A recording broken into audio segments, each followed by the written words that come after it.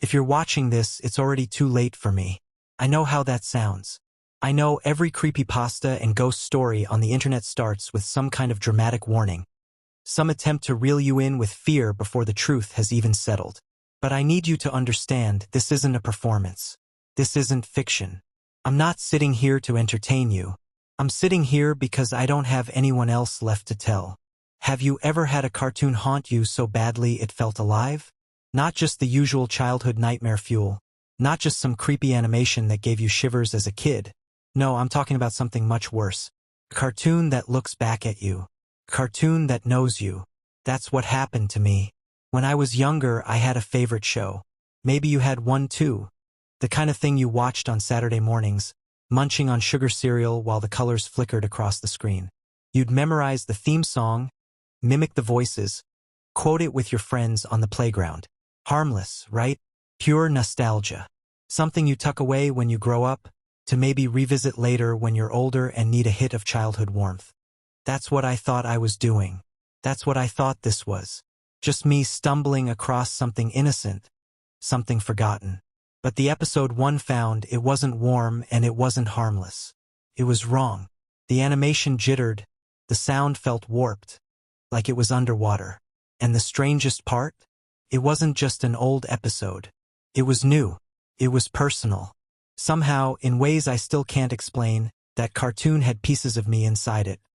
Things it shouldn't have known, things it couldn't have possibly predicted. And then it did something I can't stop thinking about. It showed me dying. Not just the vague idea of death, not some metaphor or creepy implication. It showed me in detail in a way that couldn't be brushed off as coincidence. And before you dismiss this, before you roll your eyes and think this is just another online horror story, you need to hear the rest. Because the predictions didn't stop. They kept coming. And some of them already came true. That's why I'm here. Because maybe if I tell you everything, maybe if I put it into words, I can pass this curse along. Or maybe I can warn you before you make the same mistake I did. The mistake of pressing play. When I was a kid, the world felt safer than it really was. Or maybe I just believed it was. Back then, the scariest thing on TV was the commercials. Like the ones with overly cheerful mascots screaming about sugary cereal or toys that never worked the way they did on screen. Looking back, I realize how naive I was. I thought monsters lived only in stories, in late-night horror movies I wasn't allowed to watch. I didn't know they could slip in through something as innocent as a cartoon. My favorite show was called Toontown Adventures. You won't find it online now, at least not easily. Sometimes I wonder if it ever really existed, or if it only existed for me. But I remember the opening jingle as clearly as I remember my own name. A group of bright, exaggerated characters would march across the screen, singing a half-garbled tune while the logo bounced like it was alive. It was the kind of thing that made no sense but glued itself to your brain anyway. I had every tape I could get my hands on. VHS cassettes lined my bedroom shelf, their plastic cases cracked from being played over and over again. Saturday mornings, I'd sit cross-legged on the carpet, cereal bowl balanced on my knees, rewinding the same episodes until the tape went fuzzy. My mom used to sigh and say I'd wear them out. She didn't know how right she was. I wasn't alone in my obsession. My best friend, Kevin, lived 2 houses down. He was always the skeptic, the one rolling his eyes whenever I got too excited. But he watched it with me anyway, sprawled on the floor with his head propped in his hands. "You really like this dumb show, huh?" he'd say, smirking at me as one of the cartoon characters slipped on a banana peel for the 10th time. "It's not dumb," I'd argue, defensive. "You just don't get it." Kevin would laugh, shaking his head, but he never left. And sometimes, when the show hit just the right note, I caught him smiling too. Most of the time, Toontown Adventures was harmless. Silly, slapstick humor mixed with moments that felt weirdly dark in hindsight, kind of like how Courage the Cowardly Dog could swing from goofy to nightmare fuel in a single scene. At the time, though, I brushed it off. Kids don't think about tone shifts or subtext. We just laughed when the cartoon pig exploded into confetti or the talking dog screamed at shadows. Still, there was one episode. I don't know why it stuck with me. It wasn't the finale, and it wasn't anything the show advertised. In fact, I couldn't even find it listed in the TV guide. I only saw it once, on a rerun late at night when I should have been asleep. The animation was different, darker, the colors muted, the jokes falling flat. Even Kevin noticed, and that boy never noticed anything beyond snacks and comic books. "Dude," he whispered halfway through. "This feels off." I shushed him, though my heart was beating too fast. There was something in the way the characters moved, something unnatural, like puppets yanked by strings. But I didn't want to admit it. I told myself it was just my imagination, just a bad tape. The next morning, I tried to find it again. I searched through my VHS recordings, flipped channels during reruns, even begged Kevin to help me hunt for it. Nothing. It was like the episode never existed. So I forgot. Or at least I forced myself to. Kids are good at that. When something doesn't fit, you bury it under routine. And for years, Toontown Adventures was just another nostalgic memory, tucked into the attic of my mind along with Pokemon cards and action figures with missing limbs. When you're young, you don't realize how fragile memories are. You don't realize they can rot, twist, and come back for you when you least expect it. It wasn't until years later, when I stumbled across the show again, that I remembered that strange episode. And by then, it was too late. I thought it was nostalgia, until the cartoon started talking about me. It happened years later, long after Toontown Adventures had faded into the dustbin of childhood. I'd grown up, gotten a job that ate too many hours of my life, learned to drink coffee like it was oxygen. Cartoons belonged to a simpler time, something I only revisited when I wanted to feel like a kid again. One night, while scrolling aimlessly online, I stumbled across a forum thread. It was buried deep in a corner of the internet no one really goes to anymore. Half-dead boards where avatars from the early 2000s still linger. Someone had posted a link to rare cartoon episodes you've never seen before. Normally, I'd skip that kind of clickbait, but one thumbnail froze me in place. The crooked, blocky letters. The familiar, wide-eyed characters. Toontown Adventures.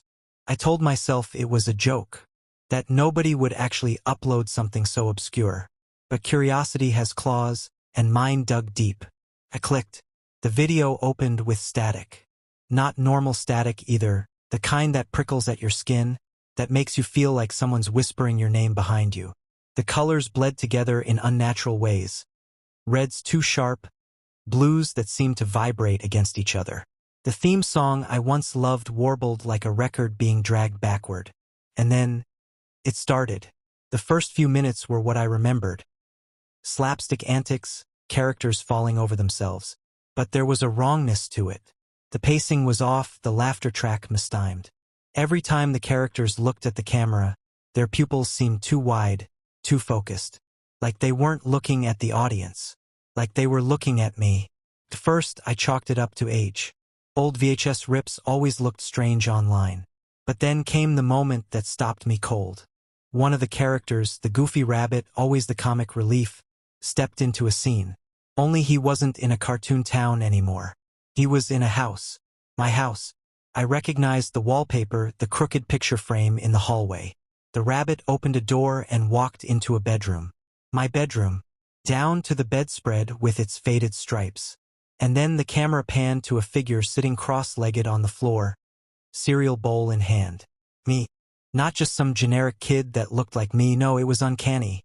The same haircut, the same gap in the front teeth. The cartoon even called me by name. "Hey, name," it said, in that tinny, high-pitched voice that had once made me laugh. "Want to play a game?" I slammed pause, heart hammering. My screen froze on that grotesque, smiling face staring straight through me. For a long time, I just sat there, breathing too hard. I told myself it had to be some weird coincidence, maybe an edited fan project. But deep down, I knew. I knew because of the details. No one online could have known my wallpaper, the exact placement of toys scattered on the carpet. I forced myself to hit play again.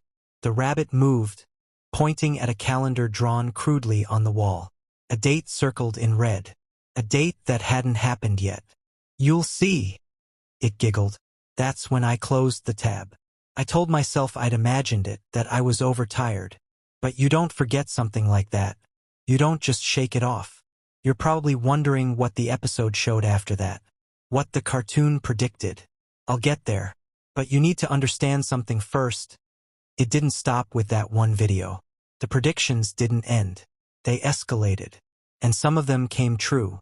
At first, I tried to convince myself it was nothing. A trick of memory. A glitchy old tape. Some fan-made nightmare stitched together to look authentic. I wanted to believe that. I really did. But the cartoon didn't leave me the luxury of pretending. Because the predictions started small. Harmless, even. In one episode, a character dropped a glass of milk.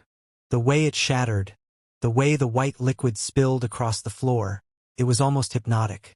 The laugh track kicked in, awkwardly late, like it didn't know if it was supposed to be funny. The next morning, I knocked a glass off my own counter. Same angle, same spread of shards across the tiles. It was so trivial I almost forgot it happened, until I remembered the cartoon. A week later, the show aired again. This time, the pig character was digging in the backyard, frantically searching for something he'd lost.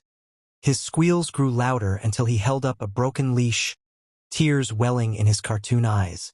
That same week, my dog ran off. I found her 2 blocks away, leash snapped clean. Coincidence, I told myself. Dumb luck. But coincidence has an expiration date. I called Kevin one night, voice shaking as I explained what I'd been seeing. Dude. He laughed.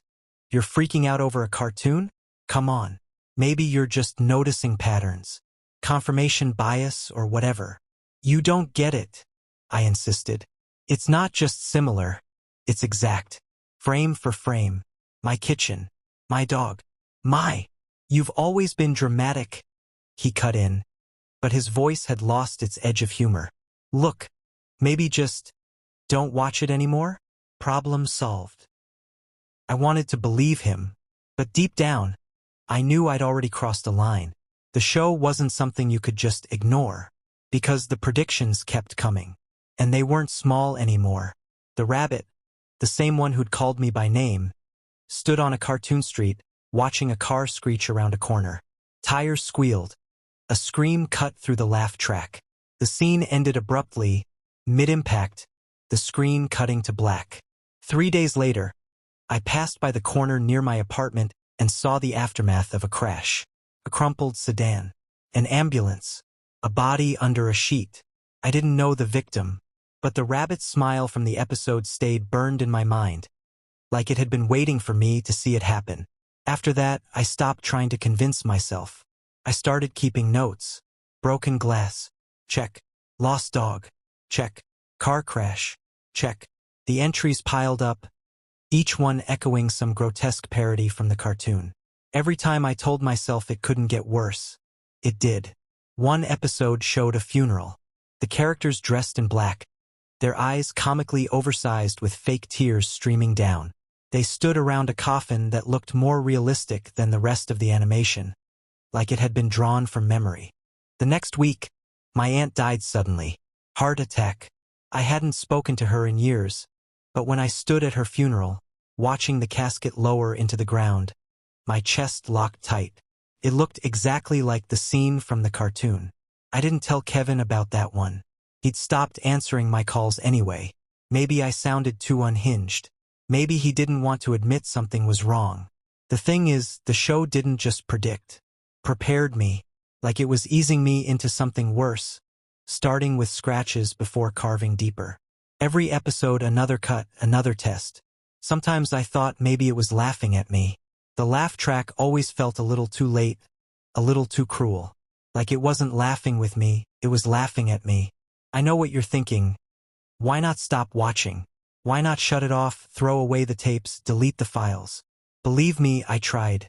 I deleted my browser history, blocked the sites, even smashed one of my old VHS tapes in the backyard just to feel like I had control. But it didn't matter. The cartoon always came back. Sometimes I'd wake up in the middle of the night to find my laptop glowing. Video already loaded.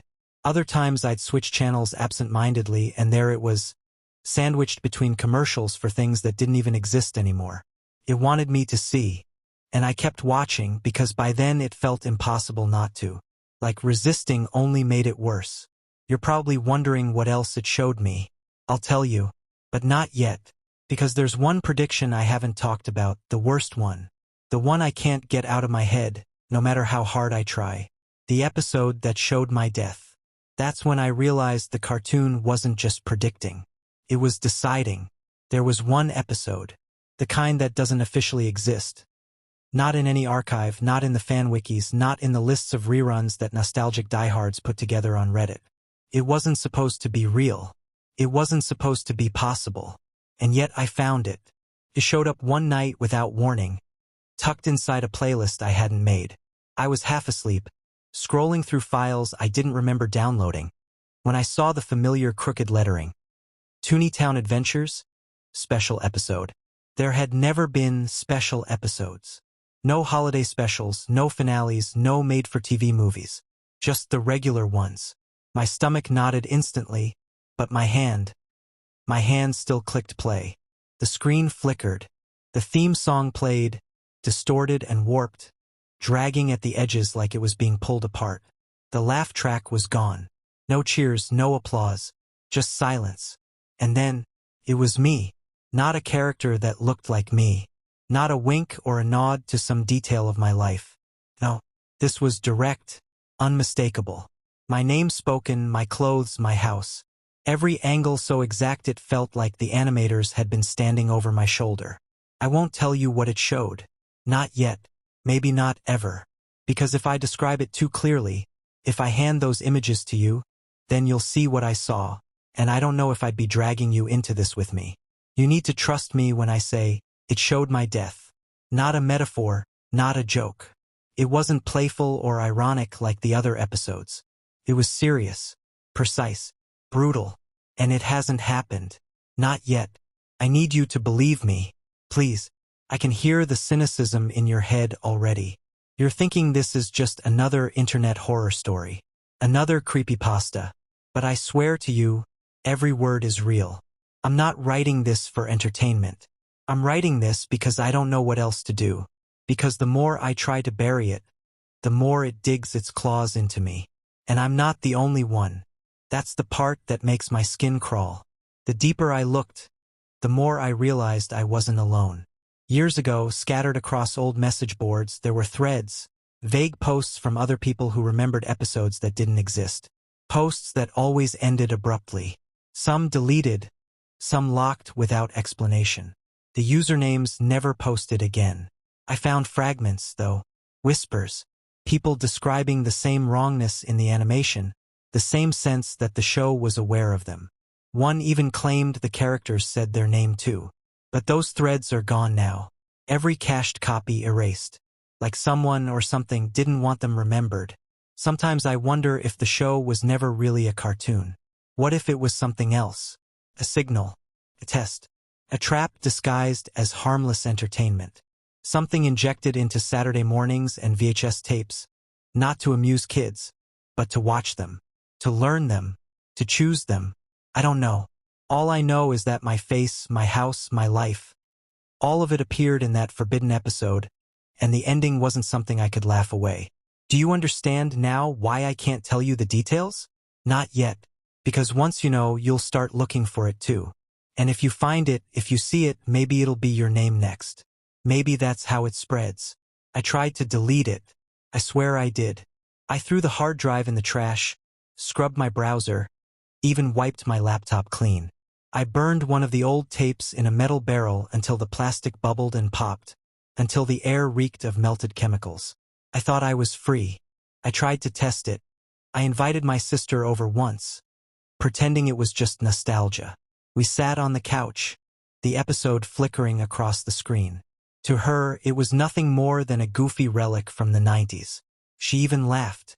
But when I watched the recording back later, frame by frame, I saw something she couldn't. Between the cartoon's normal antics, there were flickers. Half-second images of my own face, distorted, screaming, as if trapped in static. My sister never noticed. Only I did. Kevin called me one night after weeks of ignored texts. "You're scaring people, man," he said. "Your mom told me you barely leave the house anymore. What's going on?" I hesitated, then confessed. "It's the show. It's not just predicting anymore. It's alive. It knows when I'm watching. It hides when someone else is around.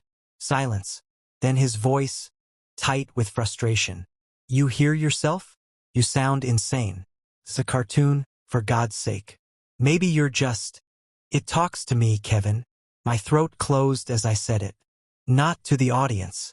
To me. He laughed nervously, but it wasn't real. Yeah, sure. Next you'll tell me Bugs Bunny's sending you emails. But I wasn't joking, because the last time I watched, the rabbit leaned forward, breaking the invisible wall between cartoon and viewer. His wide, toothy grin filled the screen. And then, in a voice that was no longer comical but guttural, deliberate, he said, "Why are you still here? Name?" I shut my laptop so fast I cracked the screen. My chest hurt from how hard I was breathing. The next morning I went to work, tried to act normal. Pretended to laugh at jokes I didn't hear, stared blankly at spreadsheets while my mind replayed that moment over and over. That's what contrast does. It makes the ordinary unbearable. Every flicker of a monitor, every cartoonish jingle from a coworker's ringtone made me jump. I couldn't separate my life from the show anymore. And here's the worst part. I don't think it's just me anymore. Maybe you've noticed it too. Maybe you've had a cartoon, a video, a random upload that felt off. A line that seemed directed at you. A detail too specific to be coincidence. If you're shaking your head, convincing yourself it's impossible, good. Hold on to that denial as long as you can. Because once you recognize the rules, once you start watching for them, the cartoon starts watching you back. And believe me, it isn't just predicting me anymore. It's predicting you too. I've been avoiding this part. You know that, don't you? I've danced around it, dropped hints, told you everything except the one thing you've been waiting for. What the cartoon actually showed. What it said would happen to me. I didn't want to tell you. Partly because I hoped, no, begged, that maybe ignoring it would keep it from coming true. And partly because once I say it out loud, once I let the words exist outside of me, there's no taking them back. They become real in a way I can't undo. But you've come this far. And if I don't tell you now, then none of this will make sense. The episode began like all the others. Static, warped colors, the rabbit bouncing in with that too wide grin. Except this time, the laugh track was gone. No music. Just a low hum, like the sound the world makes when electricity cuts out and you realize how loud silence really is. The rabbit walked into a room. My room. Not the one from my childhood anymore, the one I'm in right now. The desk, the lamp, the crooked poster on the wall. Even the faint stain on the carpet from when I spilled coffee last winter. Every detail replicated perfectly in cheap, scratchy animation. And then, there I was, sitting at this desk, hands trembling on the keyboard, the glow of the monitor painting my face pale. Only it wasn't a cartoon version. Not some caricature. It was me. Exactly me. Down to the chipped fingernail, the bags under my eyes. A grotesque mirror of the present moment. I remember leaning closer to the screen, my breath fogging in front of me. I felt cold, like the air itself was being drained out of the room. The cartoon me spoke. And the voice, it wasn't high-pitched or silly like the characters normally sounded. It was my voice. Flat. Hollow. If you're watching this, it said, it's already too late for me. My stomach lurched, because those were my own words. The ones I had just spoken when I started recording my story. I hit pause. Sat there, frozen, staring at myself staring back at me. I should have stopped. Should have closed the laptop, smashed it to pieces, run screaming out of the house. But I didn't. I pressed play. The scene unfolded with agonizing slowness. The rabbit circled me, its cartoon body flickering in and out of focus. On the wall behind me, a calendar appeared. The date circled in red. My date. My time. My place. I won't tell you what the date was. Not yet. Maybe not ever. Because once you know, you'll start counting down too. You'll start wondering if the cartoon picked you. If maybe it's only waiting for your turn.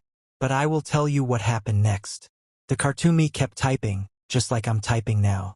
Words spilling out faster and faster, like I was trying to outrun something closing in behind me. And then, without warning, the lights in the room flickered. The screen turned to static. When the image returned, Cartoon me was slumped forward on the desk. Still, unmoving, dead. And the rabbit leaned into the camera. Right into your face, so close its teeth filled the entire screen. "Now it's your turn," it whispered. I don't know how long I sat there after that. My heart was pounding so hard I thought I'd black out. My fingers were numb on the keyboard. And when I finally looked around, every shadow in the room seemed too heavy, like something was crouched just outside the edge of the light. That was the forbidden episode. That's what I've been running from. And here's the part that makes me sick. It didn't just predict the moment of my death. It predicted this. Me telling you about it. Every word, every detail, even this moment right now, with you listening on the other side of a screen. Do you understand what that means? It means this story isn't a warning. It isn't me trying to fight fate. It's me playing a part that was already written for me. I'm not escaping anything. I'm just following the script. And if that's true, if everything I say has already been decided, then maybe your part is written too. Maybe you weren't supposed to hear this, but you did. Maybe the cartoon has already drawn you into its frames. I can feel it. The static building in the corners of the room. The flicker in my vision every time I blink. It's close now. I don't know if I'll finish telling you this. If the screen cuts out, if the words suddenly stop, you'll know the rabbit finally caught up to me. And when that happens, I wonder what it'll show you. After the forbidden episode, reality stopped being reality. I'd sit in my room with the TV off, and I'd still hear it. The voices, muffled at first like a party going on 2 floors below, then clearer. My name, whispered in cartoon tones that were never meant to sound human.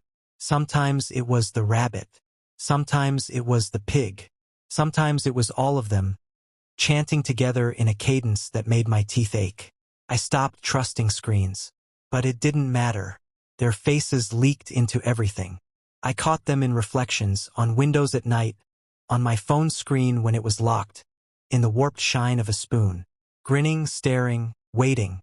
The rabbit's buck teeth pressed up against glass that shouldn't have held an image. I tried to tell myself I was losing my mind. Hallucinations, lack of sleep, paranoia. And maybe that was true. But then the things I saw started leaving marks. Smudges, stains, fingerprints pressed into the dust on my mirror that didn't match mine. I called Kevin one last time. "You were right," I told him, though my voice was shaking so badly I could hardly get the words out. "About what?" he asked, suspicious. "That I sound insane." I tried to laugh, but it came out cracked. "But listen, Kev. It's not just me anymore. I think there are others. People who've seen it. People who—" I trailed off, pressing my hand against my forehead. The static had started humming in my ears again. I found things, threads, comments, but they disappear before I can save them. Like someone scrubbing them clean. "Jesus, man," he muttered. "You need help. A doctor, not a cartoon marathon." "You don't get it," I snapped. "It's not predicting me anymore. It's predicting all of us." Silence stretched on the line. Finally, Kevin whispered, "I can't do this with you. Not anymore." The call cut. I didn't try again. After that, I stopped fighting. I sat in front of the screen and waited for the episodes to appear. Some nights, nothing came. Other nights, the episodes melted into reality so seamlessly I wasn't sure if I was watching or living them. A knock at the door in the cartoon followed by a knock at my real door. A phone ringing on screen while mine buzzed in my hand. The rabbit seemed to enjoy it most. He'd pop into frame, tilt his head, and whisper things he knew I'd hear in the silence of my room. "Don't look behind you. Stay very still. Almost time." Funny thing about death. It comes with commercial breaks. Sometimes the show would cut to static for a few seconds, then return like nothing happened. But when the static cleared, I'd be somewhere else. Not physically, but in flashes, at my aunt's funeral, at the street corner where the car crash had been, at all the moments I'd already lived, looping endlessly like reruns. That's when I knew the line between cartoon and reality wasn't just blurred. It was gone. And I'm not the only one. I swear I've seen glimpses of others. Faces flickering in the background of episodes, people frozen in half-drawn detail like unfinished sketches. Some looked scared. Some looked resigned. None of them moved. I want to tell you everything I found. About the files that vanish when you try to share them. About the whispers of a larger pattern. A cycle stretching back decades. But I don't have time. I can feel the static closing in again, prickling at the edges of my skin.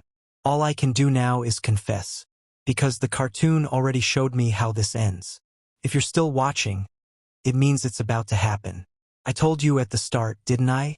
That by the time these words reached you, it would already be too late for me. Back then, maybe you thought it was just a hook, a scare tactic. But it wasn't. It was the truth. Because right now, as I sit here, the cartoon is running again. Only this time, it isn't on my screen. It's in the walls, in the glow of the lamp, in the low static that won't leave my ears. I can see the rabbit peeking out from the corner of my vision, its smile wider than the room should allow. And the episode playing, it's the same one I told you about, the forbidden one, the one that showed my death. I can see myself in it now, slumped over the desk, the glow of the monitor painting my face pale. I can hear my own voice repeating words I've already spoken. Perfect loop. Frame by frame, second by second, sinking closer and closer to this very moment. Every keystroke I make, every breath I take, it's already animated, already predicted, already decided. I don't know if you can feel it where you are, but the static is thicker now. The hum is louder. The rabbit's voice is whispering over my shoulder, telling me I'm almost finished. That soon I won't be watching anymore. I'll just be part of the reruns. Do you understand what that means? It means this isn't just a story. It's a recording. A performance that was written long before I spoke the words. And if you've made it this far, if you've seen the frames line up with reality, then maybe you're not just a spectator. Maybe you're next in line. The cartoon likes to spread. It likes new characters. And maybe, just maybe, it's already started drawing you. The rabbit is laughing now. The room is dimming, the colors warping like cheap animation. My hands feel heavy on the keyboard, like I'm being pulled into the screen. I can't fight it anymore. If the words cut off, if the feed goes dead, don't wonder what happened. You'll know. You'll know the cartoon finally caught me. And when it does, maybe check your own favorite cartoon. See if it's watching you.